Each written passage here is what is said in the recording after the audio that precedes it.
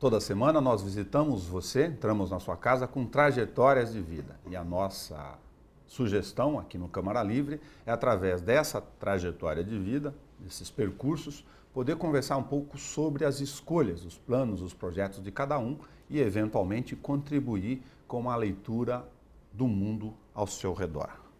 Hugo Evandro Barbosa Silveira, nascido em Bauru, na peregrinação do pai e da família pela sobrevivência, do baiano José e da bauruense Maria, acabou andando por Goiânia, São Paulo e por aqui fincou suas raízes até esta nossa trajetória de hoje. Perfeito.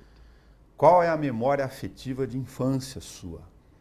Qual é aquela leitura, um fato, um personagem, um objeto que seja, que quando você pensa nesse período, ela vem imediatamente à sua cabeça? Minha memória desse tempo, dessa época, é de sobrevivência mesmo, né? Porque era um Brasil aí da década de 70 que as coisas não eram fáceis. Então me lembro de minha mãe trabalhando em casa, cuidando de nós como filhos, e meu pai saindo atrás, né, do ganha-pão, né, diário. Mas assim, com muito amor dentro de casa, com muita união, unidade. Isso foi algo marcante na nossa infância, né, na minha infância em particular. Então isso sempre ocorreu lá em casa. Começa o Câmara Livre falando de memória afetiva de infância e dentro dessa leitura, para compartilhar conosco as leituras de vida, está, inevitavelmente, por cópia, a palavra afeto. Você lida com relações humanas cristãs, onde a palavra afeto tem qual extensão? Quando nós falamos de afeto, a extensão, a propagação desse termo, dessa palavra, nos leva inevitavelmente ao amor, né? Afeto no sentido de cuidado, de relacionamento mútuo, recíproco, e que vai nos levar à amplitude do amor. Então, quando eu lembro de afeto em nossa casa, em nossa família, cair naturalmente nesse ambiente de amor em que nós fomos criados, claro, com alguns problemas naturais que se tem em toda a família, mas certamente afeto nos leva ao amor. O que o jovem moço da Escola Estadual Moraes Pacheco, na Bela Vista, pensou quando ele se inscreveu naquele instante no curso de administração na USC? Na verdade, nessa época, a gente não pensava muito, né? Era natural. Então, acabou ali o primeiro grau, você já era natural que você já se inscrevesse ali no curso do segundo grau. Quando eu, no caso, me inscrevi no curso de administração na USC, era porque eu entendia na época que eu tinha uma vocação para o campo, né, da administração. Já era um período em que eu trabalhava na área de gestão mesmo, de administração, na área de contabilidade, de empresa. Trabalhei na Mantini Veículos, né, por muito tempo, uns 5, 6 anos. Algumas financeiras que tinham em Bauru, Ultracred, Logicred. Alguns da época vão lembrar, né, dessas empresas. E eu sempre trabalhando na área ali de administração. Então, o pulo para fazer o curso de administração foi meio que natural. Natural. Já fazia parte do meu trabalho, né? Se eu perguntasse objetivamente por que teologia na USC, eu estaria perguntando também, eventualmente, da questão vocacional, ou não? Não despertou necessariamente nesse mesmo período? Eu cresci num ambiente da religião, num ambiente protestante evangélico. E na minha época, quando garoto, eu não tinha acesso à teologia, né, na visão protestante aqui em Bauru. Então, na minha adolescência, Eu tinha uma vocação para a área da teologia, mas não sabia como ingressar no curso teológico, né? O curso teológico que eu tinha informação na época era São Paulo, Curitiba, era muito distante da minha realidade.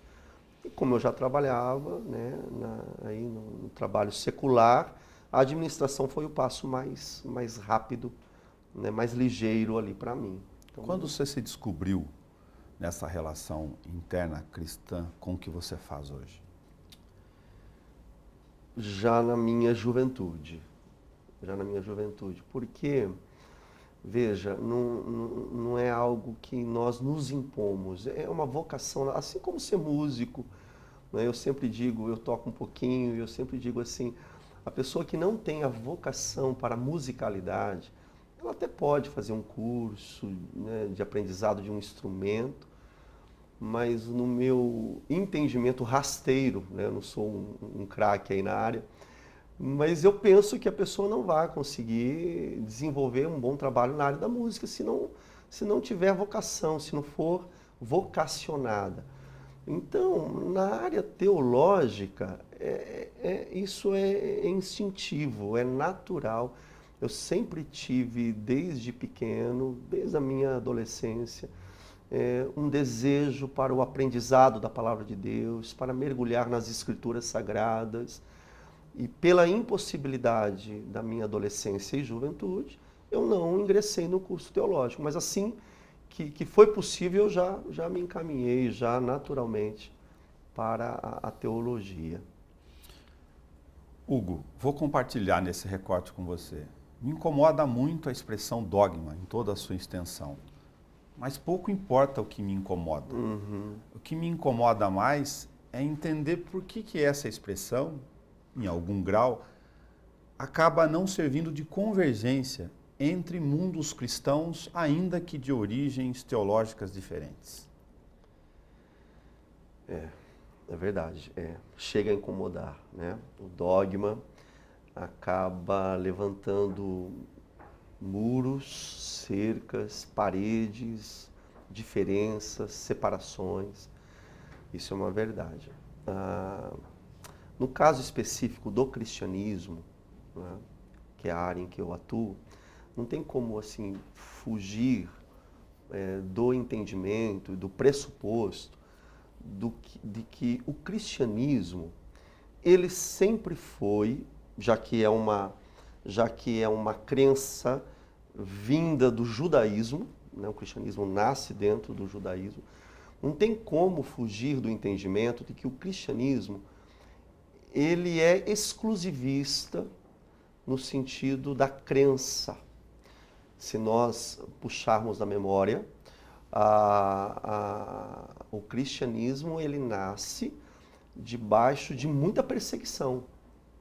Perseguição, primeiramente, do judaísmo, né, do sinédrio judaico, que são eles que acabam assassinando e crucificando Cristo, o judaísmo, e logo em seguida do poder romano.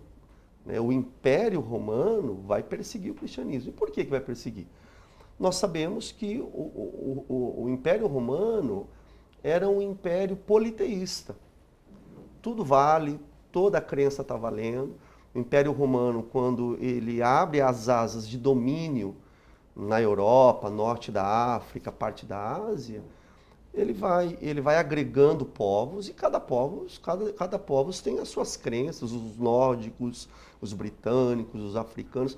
E o Império Romano não se incomoda com isso desde que se adore também o imperador como Deus. Entende? Então, tudo bem, o Império Romano ele acaba abraçando todas as crenças. Por que esse império, então, vai perseguir o cristianismo?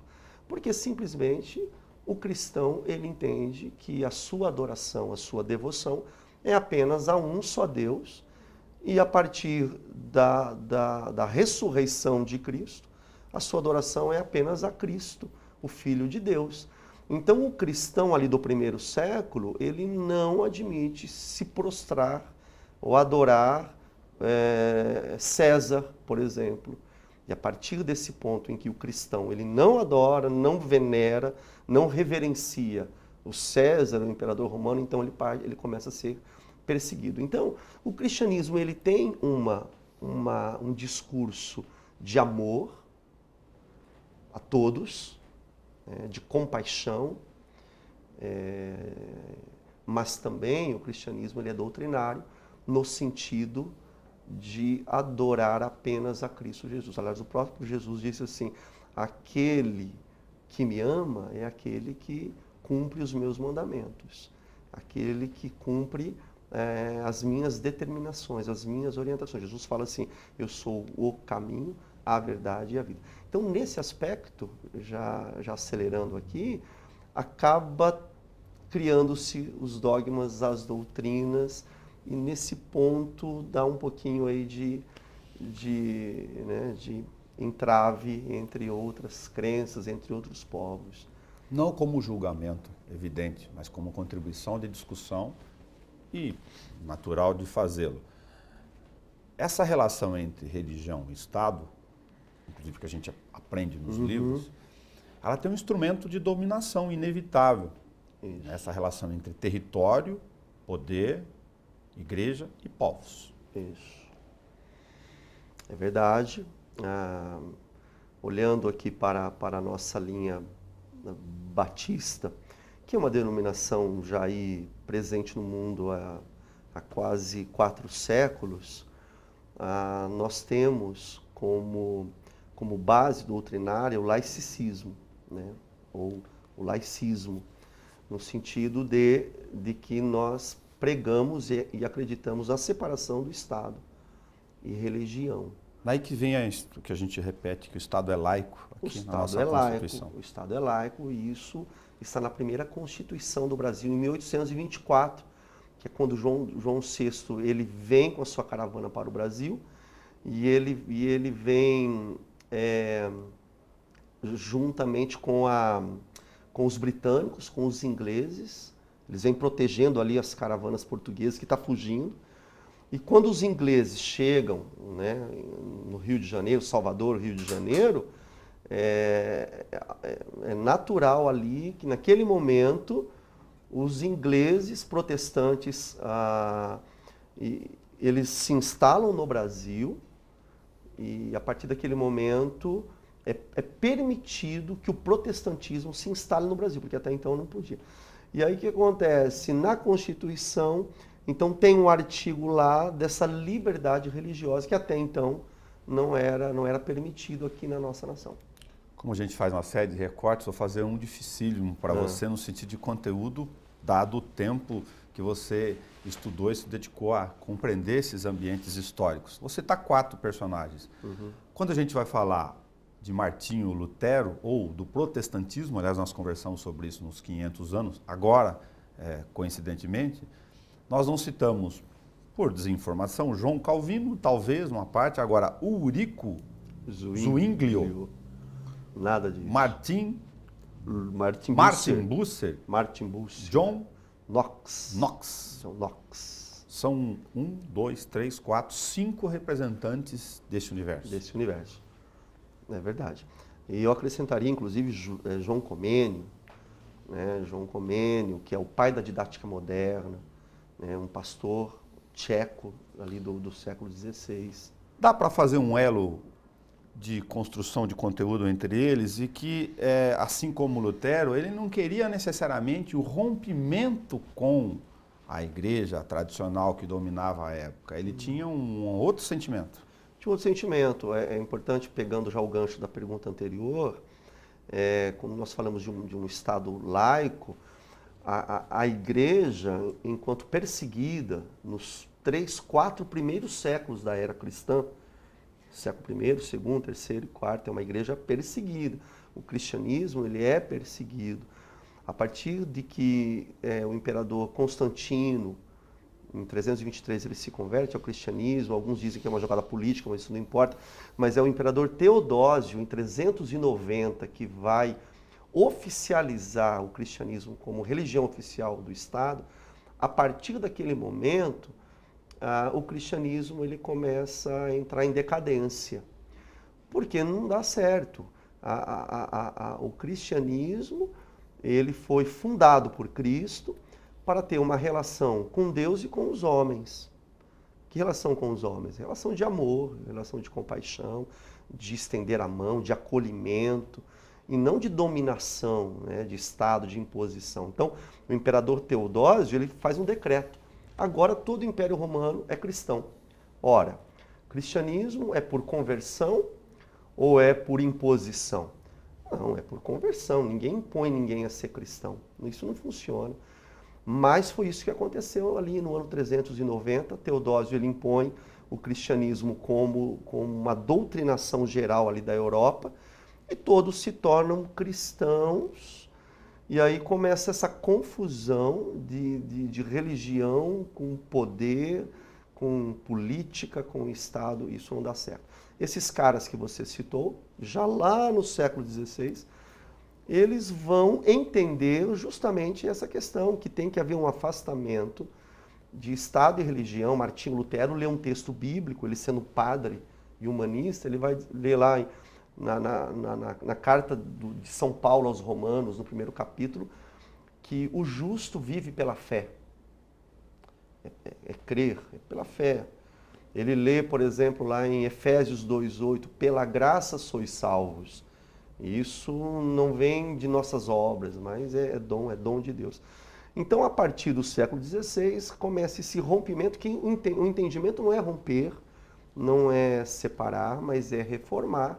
Mas diante da forte política ostensiva da época, não foi possível. E houve um rompimento. Isso começa na Alemanha, na cidade de Wittenberg, e vai se estendendo por todo o norte da Europa. Então, quando nós falamos de John Knox na Inglaterra, João Calvino na França, Ulrico Zwinglio na Suíça, são reformadores e a Europa vai tendo esse novo nascer, porque eles vão entender que a religião cristã tem que ser desenvolvida com o saber, né? Nós já conversamos sobre isso também. Então a escola, a universidade, tudo isso são princípios que vão sendo desenvolvidos por esses homens e pelos que vêm aí após eles, aí, os discípulos deles. 5 séculos depois, você fez uma reflexão comigo que achei pertinente a gente também deixar registrado aqui nessa tua visita no nosso Câmara Livre. A gente tem na sociedade contemporânea essa dificuldade de fazer esse reformismo, então, que estava lá na base. Ou seja, vender o perdão de Deus, por exemplo, como relação do dia a dia. Na verdade, nós temos uma terrível dificuldade, né? Porque os tempos avançaram, mas o coração humano, né, a intenção humana permanece quase que intacta, né, no sentido de fazer esse jogo, né, de mercantilismo da fé, de vender a fé, de vender a bênção de Deus. E aí nós fazemos uma reflexão para dentro, inclusive, da igreja evangélica, né, dos nossos dias, onde, e sobretudo num país como o nosso, América Latina, onde a crise existencial, política é muito grande.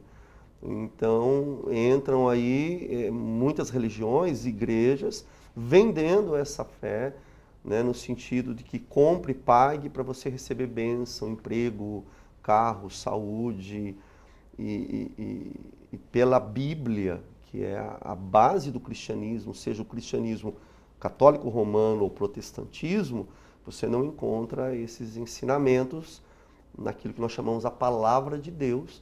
A palavra de Deus, ela nos norteia nessa questão da fé, da entrega, de crer em Deus e, sobretudo, numa visão de vida que é estabelecida não apenas aqui nesse mundo, mas na eternidade, que é aquilo que Cristo prometeu. Vou usar uma outra linguagem aqui, até conteúdo, para fazer quase uma paráfrase com o que eu vou mencionar, porque lembro também do papo que tive contigo, achei interessante. Do ponto de vista de comunicação, retórica, construção de conteúdos, se a gente pegar Aristóteles e a dialética, por exemplo, às vezes você pega uma boa frase, né, o Martin faz isso, e ela tem dentro dela uma infinidade de possibilidades de interpretação. Vou usar a dialética para mencionar, nesta questão de interpretação de texto, um outro sentido. Porém, se você fragmentar a leitura de um versículo como tentativa de interpretação de mundo, você pode correr um risco danado de dar uma interpretação completamente dissonante, usar um termo da música aqui. É verdade, é o termo da música, exatamente. Sim, isso é um problema muito sério, né? É você usar lá o texto fora do contexto, usando de pretexto, né, para uma finalidade. Então, o entendimento hermenêutico da Bíblia parte do pressuposto de que você tem que fazer uma análise ampla, né? Então, nós vamos falar sobre oração, ok? É a Bíblia que nós vamos ter como instrumento de base para a nossa análise. Então, tá bom. O que o Gênesis fala sobre oração? O que os Salmos fala sobre oração? O que os Evangelhos, o que Jesus fala sobre oração? O que os apóstolos vão falar sobre oração?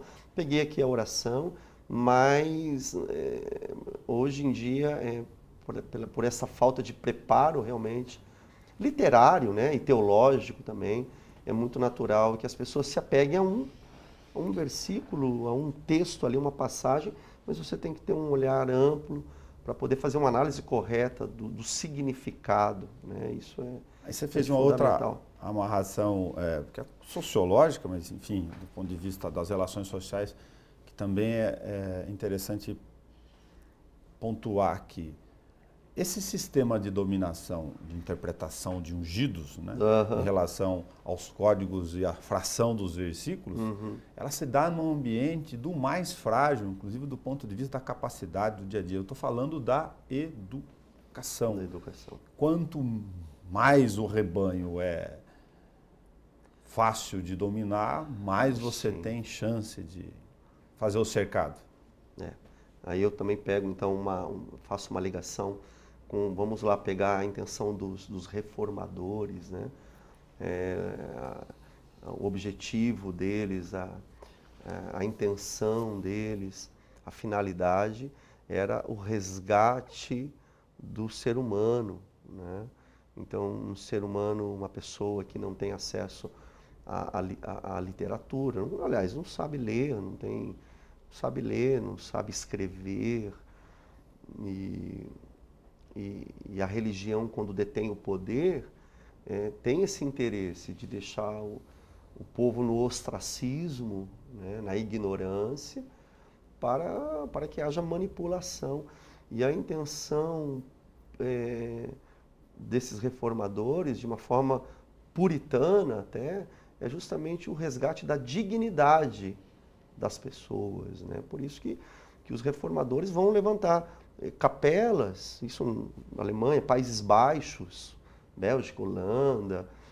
A reforma não chega nos países ibéricos, mas na Bretanha a intenção levanta-se capelas e escolas, porque Martinho Lutero vai perceber, e não só ele, mas esses nomes todos, que um grande impedimento é que as pessoas não sabem ler. Como que vai ensinar, como que vai transmitir os ensinamentos de Cristo, né, se não sabe ler? Então tem que ter escola. E isso é de fundamental importância. E nós vamos perceber que grandes universidades do mundo, hoje não se fala nisso, mas universidades que a gente aí, né, fica boquiaberto, que a gente gostaria de ir lá estudar, como Harvard, Oxford, Cambridge, Yale. Foram criadas com esse princípio.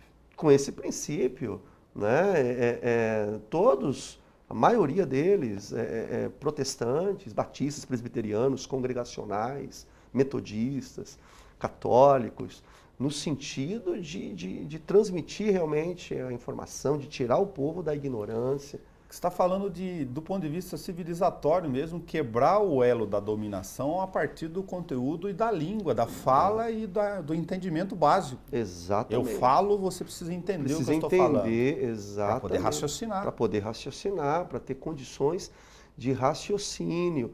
Agora, quando você pega aí os ungidos, né?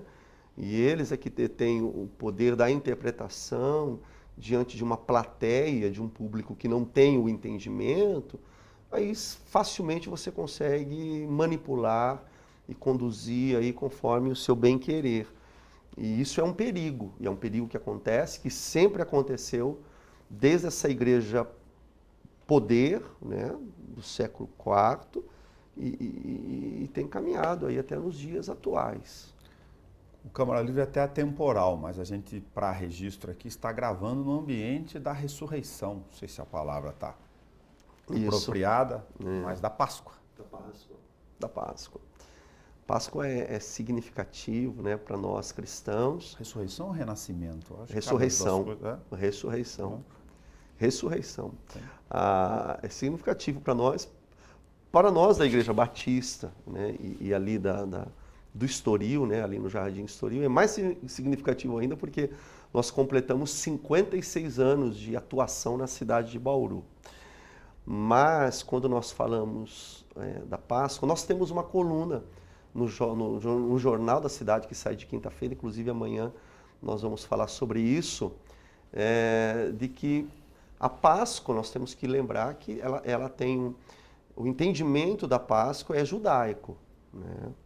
Porque Páscoa, na sua essência, é uma celebração judaica, hebraica, dos judeus. O termo Páscoa é da palavra hebraica Pessah, que é passar, lembrando lá do evento de que Deus livra o povo de Israel da escravidão do Egito. E na última das pragas, na 10ª praga, o anjo da morte passa por cima das casas dos hebreus, né, e vai tirar a vida dos primogênitos egípcios. E a partir daquele momento, os judeus, eles comemoram essa Páscoa. Como que eles comemoram? Comendo um cordeiro, ervas amargas e pão sem fermento. Então, ela é uma celebração judaica. Jesus, sendo judeu, pulando já para o 1º século da nossa era, Jesus, ele celebra a Páscoa. Ele celebra a Páscoa sendo um judeu. Só que após a sua morte e ressurreição, os apóstolos agora, os cristãos, seguidores de Cristo, eles não celebram mais a Páscoa judaica. Agora, a celebração é a ressurreição de Cristo, que tem a intenção de nos trazer a informação e o poder da ressurreição eterna. Porque o cristão, ele tem que se lembrar de que ser cristão é muito mais do que uma fezinha de domingo. Que nós estamos acostumados, né, de ir à igreja no domingo, seja o evangélico ou seja o católico romano. Não, o cristianismo, a mensagem é muito mais poderosa, ela povoa a nossa vida no sentido de que Cristo trouxe a revelação da ressurreição. Então, aquele que quem crê em Cristo, ele tem esse entendimento de que assim como Cristo ressuscitou, ele também ressuscitará, porque foi o que Jesus ensinou. Jesus falou, olha, quem crê em mim, ainda que morra, viverá. Assim como eu ressuscitei, vocês ressuscitarão. Jesus diz lá em João 14, não turbe o vosso coração, creia em Deus, creia também em mim. Na casa de meu pai há muitas moradas. Se não fosse assim, eu não diria isso para vocês. Vou preparar lugar e aonde eu estiver, vocês estarão também.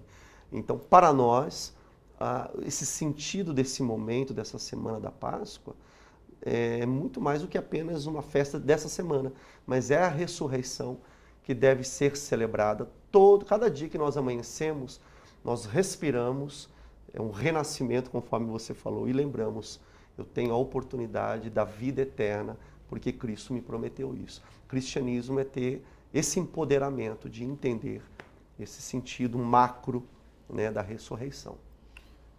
Hugo e Paulo, filhos de Maria Barbosa e do peregrino baiano José Moraes Silveira. Onde você se enxerga, onde você se vê nessa repetição da fração genética aí de Maria e José? Eu me vejo, na verdade, como meu pai ele era uma pessoa bem comunicativa, né? E cheio de amigos e tudo mais. E quando eu olho para a minha vida, e também o meu irmão tem um pouco dessa linha, tem mais do que eu até, né? Dessa relação ampla. Então, olhando, né, para a nossa vida hoje, tem tudo a ver aí do meu pai. E da minha mãe, mais nessa linha da fé, né? Minha mãe sempre apegada à fé, ao cristianismo, à palavra de Deus. Então, naturalmente, não tem como fugir disso, a gente acaba herdando realmente, né? Papai e mamãe estão sempre presentes aí em nossas vidas. Hugo é mais durão do que o seu José em relação a Laura, de 14, ou mais benevolente? Os dois. Eu sou benevolente, claro que nós vivemos uma outra geração, né? Eu sou muito benevolente, amoroso com a minha filha, o pai amigo que está junto.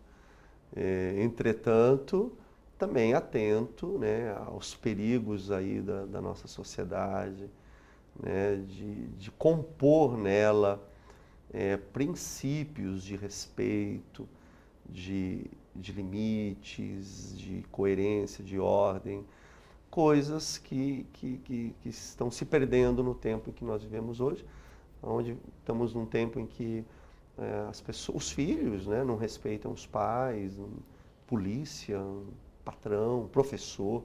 Conversando com um professor esses dias, ele falou assim, olha, Hugo, o aluno saiu da classe e me deu um pontapé, machucou meu joelho. E um senhor de 60 anos, um professor, me lembro na minha época, isso era inimaginável, não tinha condições de fazer um negócio desse. Então, eu tento passar para minha filha, né, esses princípios éticos, né, de respeito. Aliás, esse é um trabalho que a igreja, com a seriedade, ela passa isso para seus filhos, ou deveria passar, que são princípios cristãos, né, do respeito, do amor ao próximo. Então, isso é muito importante. Eu tento fazer isso com a minha filha. Tem algum sentido? Se não tiver, fica à vontade para fazê-lo. E tentar imaginar os conteúdos, ainda que simbólicos, de Torre de Babel, Sodoma e Gomorra, com essa sociedade de ódio que está sangrando nas ruas? Tem todo sentido. E aí eu vou usar um termo que a sociedade em geral talvez não entenda, mas a Bíblia chama isso de pecado original. Né? O pecado original, se nós formos entender a linguagem bíblica, a Bíblia diz o seguinte, quando o Adão e a Eva lá, quando eles negam a orientação divina sobre a vida deles, o que está por trás de tudo é a independência. Né? Quando a serpente diz assim, olha, coma do fruto porque você vai ser igual a Deus, ou seja, não precisa de Deus, não precisa nada disso, vai viver sua independência. A partir daquele momento, nós vemos uma sociedade decadente, que é o pecado original que a Bíblia revela, é uma sociedade que quer fazer tudo conforme aí o nariz está apontando. Isso já vem da Torre de Babel, Sodoma e Gomorra, a Babilônia, e está aí a raça humana, sempre com os seus problemas, as suas dificuldades, né? Essa questão da falta de respeito, de passar por cima do outro, isso é uma marca nossa. E hoje em dia, através da globalização e das redes sociais, isso tem corrompido aí o mundo todo, e esse é o nosso desafio que temos aí pela frente, de tentar, né, equilibrar as coisas, as questões sociais. Hugo, obrigado por você ter feito um recorte de vida conosco aqui. Se tem e tiver alguma questão que por alguma razão eu não deixei você falar ou não perguntei, fique à vontade. Não, obrigado eu agradeço. Para mim é uma honra, né, estar aqui nesse momento aqui com você, levando aqui esse papo gostoso, leve, isso é muito importante. E o meu recado final é principalmente para essa questão aí da Semana da Páscoa, né, que a bênção de Cristo Jesus seja sobre todos, em especial aos bauruenses, lembrando aos bauruenses, aos cristãos em especial, de que Jesus ressuscitou e esse é um acontecimento que nos traz esperança, a graça, a presença de Deus está sobre nós e que seja vivida e experimentada por todos. Muito obrigado a Hugo Evandro Barbosa Silveira, que conversou conosco. Para você que nos acompanha toda semana, o texto fora de contexto é pretexto para dominação e preço. Até o nosso próximo encontro.